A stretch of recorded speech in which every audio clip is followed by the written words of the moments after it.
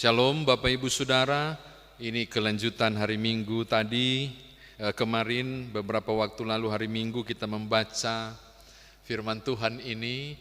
Nah ini lanjutannya. Rupanya si Gomer, perempuan sundal yang dikawini Hosea, pergi juga berzina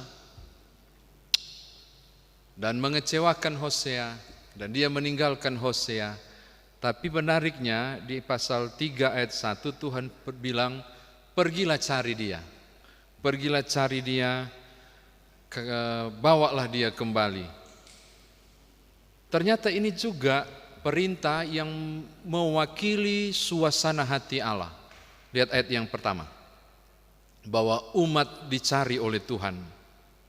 Tuhan mencintai orang Israel, sekalipun mereka berpaling kepada Allah-Allah lain dan menyukai kue kismis, maksudnya menyukai yang lain. Jadi ini yang terjadi.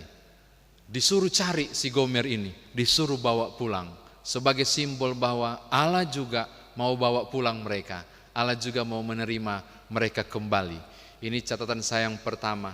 Yang kedua Bapak Ibu, wow, saya mengagumi ayat 2 sampai ayat yang ketiga, mengagumi Gomer untuk mempertahankan rumah tangganya ini dengan menjalankan perintah Allah.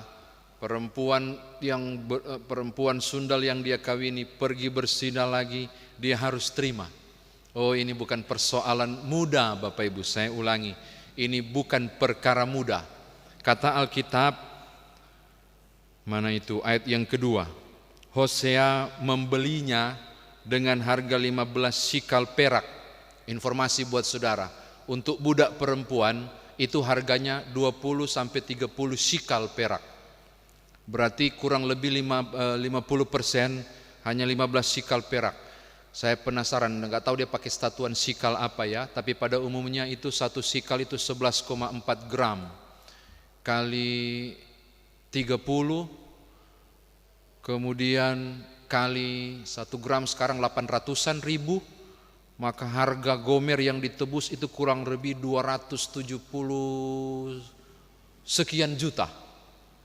Mahal ya, menebus Gomer dan membawa pulang. Bagi saya ini bukan perkara mudah seorang Hosea. Demi rumah tangganya dan demi perintahnya, perintah Tuhan, ada harga yang harus dia bayar. Bukan saja materi, tetapi merawat lukanya. Oh, itu tidak mudah, tidak mudah. Tapi dia melakukannya dan mengerjakannya. Menarik untuk disimak bahwa hal simbolis juga diberlakukan untuk Gomer dan Hosea, mewakili peristiwa yang akan terjadi kepada Israel, yaitu mereka tidak bersetubuh. Mereka saling menjauh, menjaga jarak, untuk memproses Gomer kembali pulih dan kudus. Aku tidak akan bersetubuh dengan engkau, kau tidak akan didekati oleh laki-laki siapapun, kata Hosea. Mereka dipisahkan. Ini sebagai bahasa simbolis bahwa, coba lihat ayat 4 dan 5. Demikian juga nanti, tidak ada raja nanti yang akan memerintah Israel. Mereka akan dijauhi untuk sementara, sampai kemudian tiba waktunya, lama waktunya, yaitu ada seorang raja, Daud dipulihkan. Ternyata mau bicara soal warisan, mau bicara soal keturunan Daud. Dan ketika bicara soal itu, kita bicara soal Mesias atau Yesus Kristus. Dan kalau saudara hubungkan dengan peristiwa ini, benar Bapak Ibu, setelah kitab Maleaki, kan Israel utara itu dibuang, tidak ada sisa, tidak ada yang balik. Yehuda balik. Di kitab Maleaki, itu kitab terakhir Tuhan berjumpa dengan umat. Itu kitab menceritakan kali terakhir ada firman, ada nabi yang diutus. Sesudah itu disebut dengan dark period, masa gelap, masa hitam.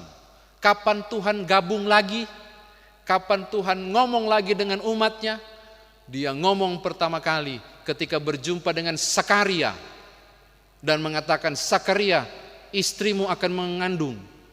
Engkau harus kasih nama Yohanes. Saudara baca di Injil Lukas. Berapa rentang waktu dari Maleakhi sampai ke Lukas? 400 tahun gelap gulita. Israel tidak didekati Allah. Ini ternyata dari peristiwa Gomer dan Hosea. Satu saat mereka akan dikasih jarak. Sampai tunggu masa pertobatan, masa penyucian, ketika Daud dan yaitu turunannya, Yesus Kristus kemudian datang. Saya kira demikian firman Tuhan ditafsirkan bagi kita. Nah sekarang bagaimana kita bawa dalam kehidupan beriman kita? Yang pertama Bapak Ibu, saya bilang saya kagum Hosea. Saya mau bilang begini, nggak tahu ini kebetulan, saya yakin tidak kebetulan firman Tuhan ini. Siapapun saudara yang punya masalah keluarga, rumah tangga saudara terancam, dan apapun, untuk mempertahankannya, ada nilai yang harus engkau bayar, ada nilai yang harus engkau korbankan, ada ketaatan yang harus engkau kerjakan. Ini bukan cuma bicara soal 30 sikal perak, bukan. Ini juga bicara soal luka yang harus dipulihkan. Oh, enggak mudah. Tapi ini juga bicara soal ketaatan mempertahankan rumah tangga. Saya mau katakan kepada saudara, kalau Tuhan bisa, walaupun butuh waktu cukup lama, prepare, pulihkan Israel dalam tanda kutip, sehingga lahirlah Sang Raja Yesus Kristus. Kalau Hosea akhirnya bersedia untuk terima lagi Gomer, siapapun saudara yang punya masalah keluarga dan rumah tangga, saya mau sampaikan kepada saudara, kiranya keluargamu dipulihkan. Dan memang ada nilai dan harga yang harus engkau bayar. Ini hal yang pertama. Yang kedua, gemes banget ya, Tuhan masih mau cari, Tuhan masih mau ambil, Tuhan masih mau pulihkan umatnya. Bapak Ibu, saya mau kasih tahu saudara, apa perbedaan saudara dengan malaikat? Katanya makhluk surgawi yang luar biasa.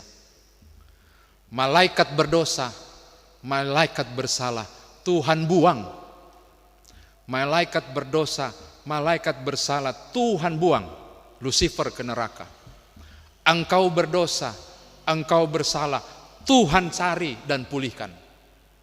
Malaikat tidak pernah bisa panggil sang Halik itu ya Aba ya Bapa, tetapi engkau diberi kemudahan untuk memanggilnya ya Bapa.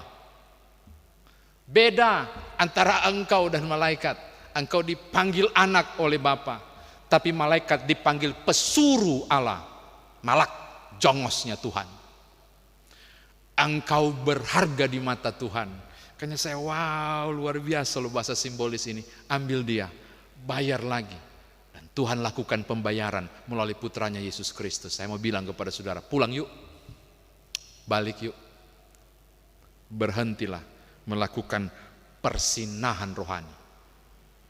Balik kepada Tuhan. Karena dia mencari saudara. Dan telah membayar saudara. Dan harganya sangat mahal.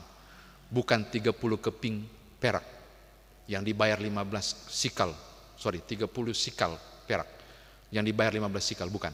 Darah putranya, nyawa putranya Yesus Kristus, engkau sudah dibayar. Pulang yuk, jangan bikin dosa lagi. Kembalilah kepada Tuhan, karena engkau lebih berharga daripada malaikat. Dia mencarimu ketika engkau melakukan dosa. Jangan sampai waktunya terlambat. Tuhan berkati Bapak Ibu. Amin.